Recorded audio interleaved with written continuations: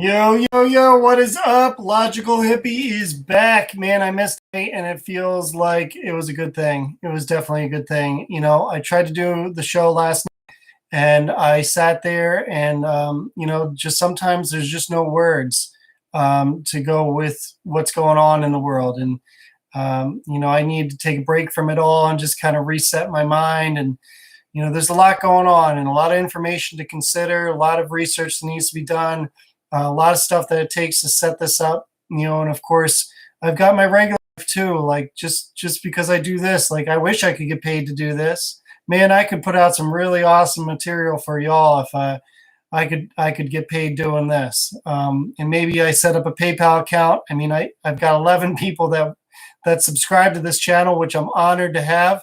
I don't ask for money. I'm not asking for money, but you know that if I could get paid to do this, I could put out some pretty awesome content because I love to research and I love to give you stuff to chew on and stuff to think about. And fact of the matter is, I don't have a lot of time. And balancing trying to do this, whether it's in the mornings or in the evenings, around my kids' schedule. And then, of course, I work. I come home. I make dinner. I make dinner at home every night. Like I don't buy food out. I haven't gone out to get food from anywhere. No takeout from anywhere. I make all my own food, and it lasts me a while. I could spend money on a $15 meal that'll last me for 2 or 3 nights, feeding my whole family. So I make everything here. I do everything from home. I take time and I spend it with my kids. And this is one of those things that I enjoy doing, but it's time sucking. Like I gotta spend time preparing for this stuff and preparing to come on here and go live and give you the information that I think is important, that's necessary. Sorry, my cat is like climbing up the window over there. He's crazy. So anyway, he's such a distraction. What a friggin' I see you over there. Okay, I'll let you in a minute. He's climbing the screen. He's just nuts. So I thought it was somebody like breaking into my house for a minute, but no, it's just my freaking house cat. So anyway, to get right down to it, I've got some information here that I'd like to go over. Of course, we got to start with the prayer because that's what we do every time. And I decided instead of just doing some kind of random prayer, I wrote one down. And maybe over time I'll correct it, but I think it sounded pretty good for what it's worth. So let's go there. Let's take a deep breath and get settled. Say this prayer. Be thankful for the Lord and thankful for all the things that we have and the gratitude we have for our lives. So let's get our minds right, and we'll get started on that. So you ready? I pray to the Lord for love, strength, and courage. I pray for my family to be with me on this voyage. I pray for people to do the same. I hope we all get in on this together. I really do, because we need people that are thinking in this way, that are like-minded in the spiritual realm, the spiritual element that can kind of reset this earth in the right direction with the right moral code, if you will, getting back to integrity, respect, and honesty, and all the good things that come when you are one with the Lord and one with the universe, and one with the Tao, one with God. That's the good way to go. So, as usual, we're going to start with Wayne Dyer. Tell you what, it felt really good to have a night off. I tried sitting here and doing the show last night, and I just sat here and just rubbed my head in my hands, and I was just overwhelmed with what's going on. There's a lot to consider with what's going on in life, and you got to make decisions. The decisions we make today are going to affect us years down the road. So I've asked this question from the very beginning. Are we making the best choice based on the information, based on the data? The data is coming out like crazy. It's just a waterfall of information, and it's hard to know what is true and what isn't true. So we got to go with our instincts, but we also got to go with a little bit of discernment. We got to research information. We can't just take what the media gives us and accept it at face value. And this is the problem: is that you still have people out there watching CNN. CNN is still in airports. Not that there's anybody there, but there's still CNN in airports. I mean, it's a major problem having a media conglomerates controlled by a very small percentage of people giving us the information that we think they want us or need us to know, like the actual media that matters. But we're not getting that. We're just getting propaganda and gaslighting, and they're rewriting history. It's a Hollywood term. Is called redconning. So redconning is when you report a story and then totally rewrite over top of that story like the first story never happened. So you're just redconning it. You're pretending like the first story never was there. It's a very interesting times. You know, it's a battle of information, and this is kind of where my mindset went. As far as, you know, I'm just another person out here yelling at the wind.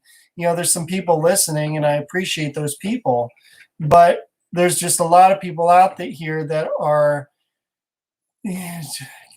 talking on social media and giving their perspective and their point of view and likes and dislikes and positive comments, negative comments, all kinds of comments and information and data. And it's like, man, I'm feeling all that information right now. I'm just like, dude, that's the information overload. I got to reset the hard drive for a minute. So that's kind of what last night was, coupled with the work that I'm doing and taking care of my kids. It's a lot. It's a lot.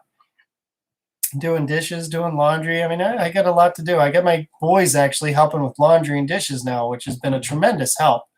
But it's like dealing with a 9 and a 5-year-old is not easy. You know, they don't get along all the time. So anyways, this is the 12th verse of the Tao, and this is how it goes. The 5 colors blind the eye.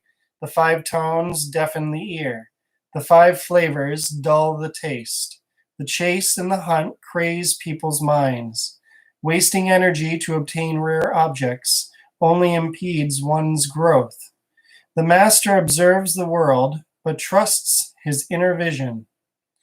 He allows things to come and go. He prefers what is within to what is without. Damn, that speaks a lot of volumes to me tonight. Holy cow. Wayne Dyer labels this chapter Living with Inner Conviction. In this passage of the Tao Te Ching, Lao Tzu reminds us that far too much attention is given to the pleasures and experiences of the senses at the expense of our inner vision. So like food addiction, basically, you know, you can get a million flavors from a hamburger, a cheeseburger. Oh man, I can just taste it now. Just the juice and the saltiness and the nice soft bun with the mayonnaise and the ketchup, mustard, and relish, or barbecue sauce, or onion rings, or whatever it is that you put on your burger that tastes so good. Blue cheese, you name it, right?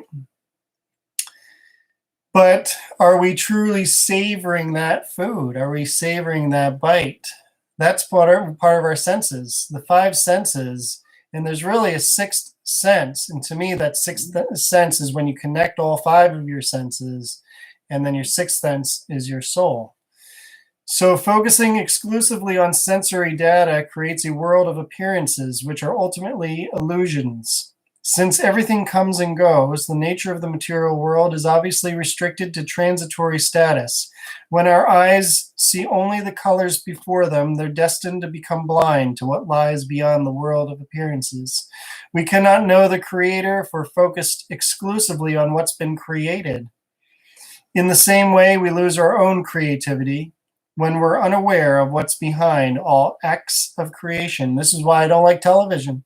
You're watching somebody else's imagination, somebody else's creativity, someone else is making money off of you sitting on your butt watching them make something. That could be you. It should be you, because that's creativity. When you're just sitting there watching TV, someone is telling you something. It's why books are better than movies, because the book is more descriptive, because it has to be, and it allows the reader to use their imagination. Books that are not written to encourage imagination are very boring to read. People don't like to read those types of books. That's like go read a dictionary, right? It's not very exciting. Whereas you read like J.R. Tolkien or Harry Potter or whomever, it's you use your imagination to decide what the trolls look like and what Gandalf looks like, right? And so when you watch the movies, that is the idea that that film creator decided that these people looked like, and the actors who were to play those roles. It's not your imagination, it's theirs. So now that's stuck in your imagination. You will always think of the Lord of the Rings as whoever Gandalf was and whoever Frodo was, or Bilbo, or whomever. They will always be those characters to you. If you go back and read the books, you will think of those characters you saw in the movie. It's imagery. The imagery is emblazoned in your mind now. You can't let it go. You can't lose that unless you recreate it yourself. And that's really hard to do. Man, I wonder how they use propaganda. You know, it's almost like they know this stuff. Isn't that interesting? Maybe there's more. Sight, scent, sound, touch, and taste are the domains of the senses. If you're locked into a belief that the pursuit of sensory satisfaction is the focus of life, you'll be consumed by what Lao Tzu calls the chase. This quest for adoration, money, and power is a waste of energy because there's never enough. So striving for more defines your daily regimen. You can't arrive at a place of peace and inner satisfaction when your entire existence is motivated by not having enough. In fact, Lao Tzu states that the relentless chase is a formula for craziness. Fascinating. It's only written about 2,400 years ago. Give or take. Give or take. Dang. All right. Almost forgot. This episode is brought to you by Kangen Water. Electrolyzed, ionized, rapid cellular hydration. If you got yourselves one of these, you are not concerned for any virus or bacteria because you know that your body relies on a healthy immune system and healthy cells. And if you are drinking the right water, then your cells are healthy. And if you're eating the right fruits and vegetables and drinking lots of water, you do not have any problems. Well, at least you're not as concerned as you could be. So, what's holding you back? You're buying other things. You're buying soda. You're buying junk food. You're buying crap. What'd you buy for Easter? You know, this goes on point from what I was saying last time. It's like, so we all have a problem with corporations and corporate bailouts, right? Especially when the economy tanks and we give them more money, more handouts. And then what do we do for Easter and Christmas is we go buy corporate 1% or 0.01% corporation money. We give them money by buying their junk to celebrate Easter and Christmas. It seems kind of backwards. It seems like really messed up. And that's why I talked about Easter and Christmas the last time in the terms of what it means on a cosmic level. Because we've forgotten the purpose of Easter and Christmas, because now it's about candy and gifts. Like people were getting like birthday presents, basically. Like we're just stuff, more stuff. Stop with the stuff. Can we appreciate or celebrate the day? Celebrate being with family, having food on our tables, being grateful. Can we stop with the stuff? This is the problem. And then all these people that collect the stuff and eat this crappy food and don't have the right water are complaining that we need a vaccine for a virus that's killing like nobody, right? People are dying, yes, okay, but seriously, kid, do the numbers. The data matters. The data matters to make better decisions. So what is the data? All right, let's go over it. I'm simplifying my data because I'm just tired of breaking it all down for y'all, because it's just a waste of time. It's a waste of money. It's a waste of energy because the data is so effed. It's effed. It makes no damn sense. They're recording deaths with people who die with it in them, not necessarily from the virus. The hospitals are not as crammed as there's so much propaganda and misinformation and crap, and it's a big freaking lie. It's the biggest scam in history. Biggest scam in history. They're stealing our wealth right before our eyes, right? So last time the numbers of death worldwide were 6.22%. As of today, it's 6.34%, gone up a little bit. In the U.S., yesterday was 4.03%. Today is 4.25%. Now, there was an article that came out that there was a kid that, this was back in February, had one person infected 15 people. Okay, that's cool. So it's highly contagious. One person infected 15 people. So each one of those 15 people infected 15 more people, right? You see how the ratio goes? So it's like one person, 15 people infected. If that's the case, then the numbers of confirmed cases of whatever it is today, 400, 600,000 confirmed cases, you can multiply that by 15. And then you still have the same death rate. The number of deaths, people have died from it. Whether it's accurate or not really doesn't make, let's just go by the number.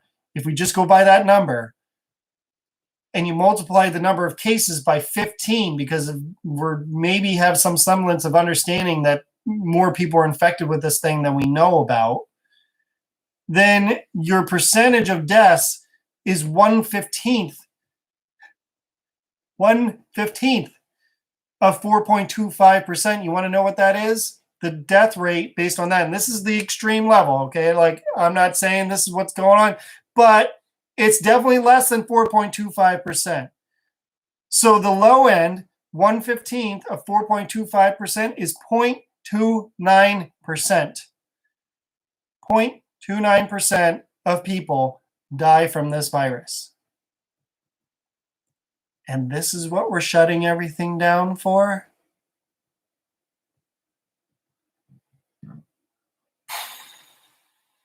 I might need to go outside for a minute. So, moving on, because I'm just tired of this BS. I'm tired of this crap. I'm tired of being lied to. I'm tired of being told I need to be stuck in my home. And I'm tired of the tyranny, because that's where this is going. The police state BS, where people are getting arrested, ticketed, summoned. For what? We're all sitting at home going nuts. And this isn't like people are freaking out because there's no food at the store. Like, you do not feel the chaos? Are you seriously that numb where you don't feel what's going on right now? Over 0.29%, it could be. You're telling me it's 4.25%, which is a bogus number. We all know it is. And the truth is finally coming out. Now that we've killed the economy, pumped $2 trillion into thin air, right? It could be 0.29%. So why don't we believe that? Maybe it's probably somewhere in the middle, okay? So let's just say it's 0.29%. 0.0029 times 350 million people.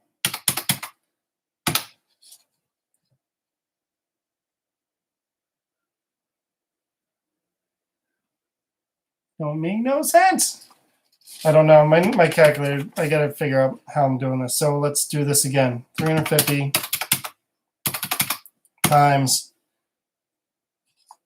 0.29%. Yep. Okay, that was right. This says 1,015,000, which seems like a lot. I don't think that's accurate, but, you know, there's no way that many people are going to die. Not by the virus. Not by the virus. They'll die because of shutting everything down, and 30 million people are jobless. People starting to freak out over food and water and uprisings and you name it. You haven't even considered it yet because it hasn't happened yet. And you tell me it's not possible, but we're going to keep shutting down until when? June? You think people are ready to last until June? Have you ever lived in the city? Do you live in a city? I fear for your life. Seriously, I feel you right now because I have lived in a city and I would not want to know what kind of hell zone that is right now. Most of the people in this country live in urban communities. People are getting tense. People are getting tense where I am, and I'm in a pretty remote place. This is not a good scenario, let me tell you. So what's even more interesting, based on these stupid, phony, false, fake numbers, is that anybody who's speaking out against these numbers, who's saying these numbers are baloney, overblown, wrong, are being censored. Now, why would the social media networks and platforms censor information that was contradictory to what's being propagated in the media? Because we don't want fake information out there? Well, why do the tabloids exist? Why does CNN still have a job? Or any of those media outlets that propagated Russia collusion that never had any evidence?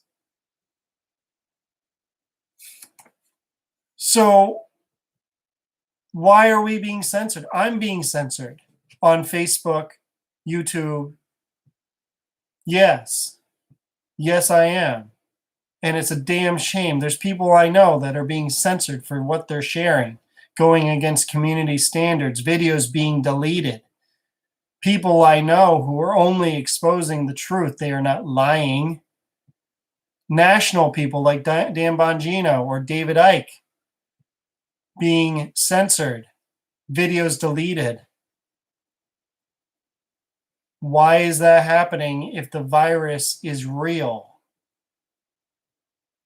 If the virus is real, it wouldn't matter.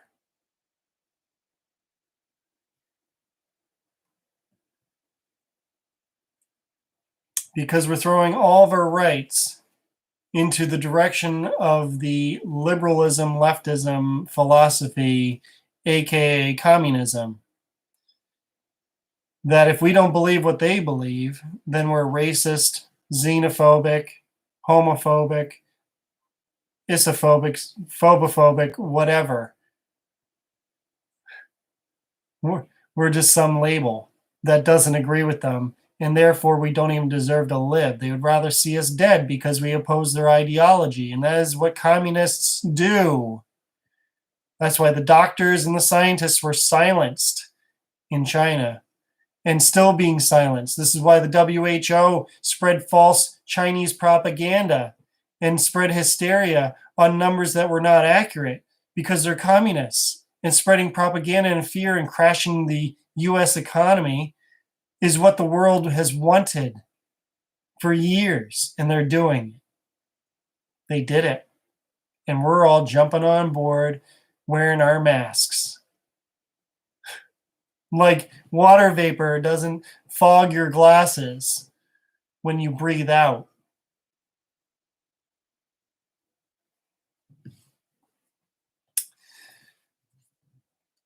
You know, life is a lot like chess. Calculated moves, calculated risks. Decisions that are either beneficial or damaging.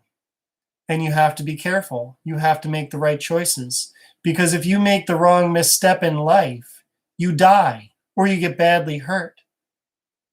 Physically, emotionally, both. So life is like chess. And those who play chess understand the game, because life is a game. It's a game of calculated moves, like chess. That's why it's so important to make non-emotional decisions. Chess is not emotional. The second you get emotional in chess because you lost your queen, you lose your king too. You lose the game. Chess is not emotional. Chess is based on data, math, and strategy, planning, being educated, understanding, calculating risk, This is what the elites do. They are playing chess. Meanwhile, the rest of the world, because of the media and because we're a bunch of sheep, are playing friggin' checkers. And that's the life I have to be dragged into as well. While I would like to play chess, the people around me want to play checkers. We're not checkers. Game is not checkers. Checkers is a weak game. You don't have to think in checkers. If you care about winning in chess, you need to think. And that's what Trump is so good at, is chess. His son Barron is phenomenal. He's a chess master. How do you think that his son Barron became a chess master if Trump can't play chess, if Trump is so stupid? If Trump is so stupid, then how did he beat out Hillary for president and when Hillary was a shoo-in? Because he colluded with the Russians? Show me the facts. Because the FBI doesn't have any. They have no evidence. But you have the facts? The FBI has no facts on Trump-Russia collusion, but you have the facts. Go ahead. I'll wait. I'll wait, but I will not hold my breath.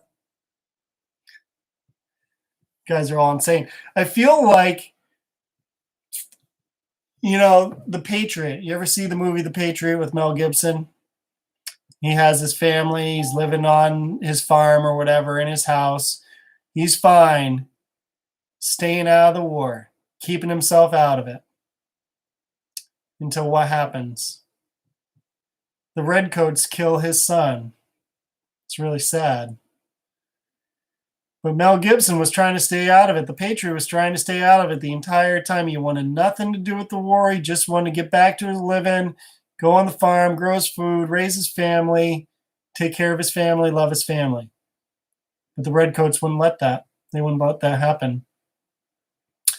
Makes me consider, if this virus came out during the Revolutionary War, let's just say, and you had the redcoats and you had the patriots, right? And let's just say, for all intents and purposes, the two generals from each side said, look, we got a virus that's being spread. We brought it over and we should all quarantine. Let's put the war on hold for a minute. Let's all quarantine and shelter and get our troops well rested and put back together, right? So this virus was sweeping through their camp and through the Patriots camp, right? So they're like, let's just put everybody inside for now, and when this is over, we'll get back to fighting. Well, let's say they agree to that. Well, when you have an enemy, a tyrannical regime, they don't care about anybody else. They don't care about the opposition. They want the opposition dead because the opposition is a threat. So the tyrannical regime will send one of their sick people dressed up in Patriots gear over to their side and infect the other side during their lockdown and get all of them sick so they die by the disease. They would sacrifice that person to make that happen because they don't care about people. They only care about power. They only care about themselves. That is the elite. That is what the elite do. They always have, and they always will. We are expendable. They are not.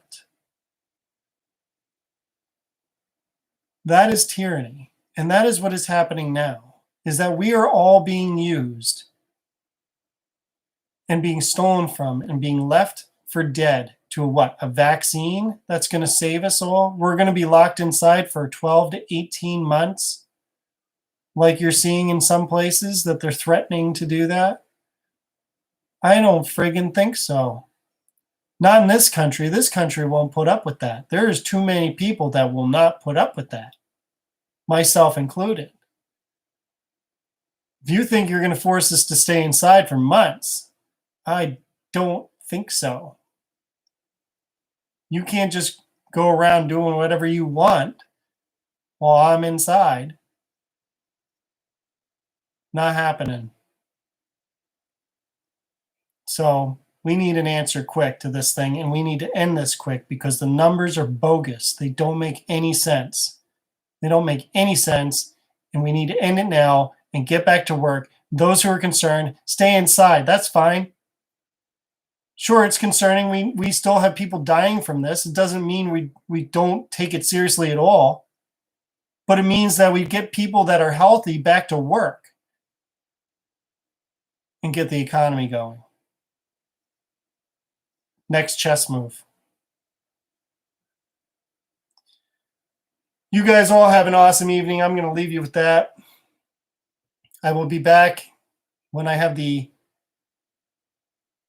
information, the desire, when I feel like speaking. Sometimes silence is a wonderful thing, and I enjoy that peace. If you want to reach out to me, I'm at logicalhippie@gmail.com. You can check my Facebook page at Light News. I sell holy water, otherwise known as Kangen water. If you would like to know how to get one of these machines that produces the hand sanitizer, best water on the planet water, you know where to reach me. It's $5 a day. You already spend the money. I know you do. And on stuff that makes you sick. So if you're concerned, make the right choice. You're already spending the money. Make the right choice and get the machine. You guys have a great day. We'll see you next time. Latest.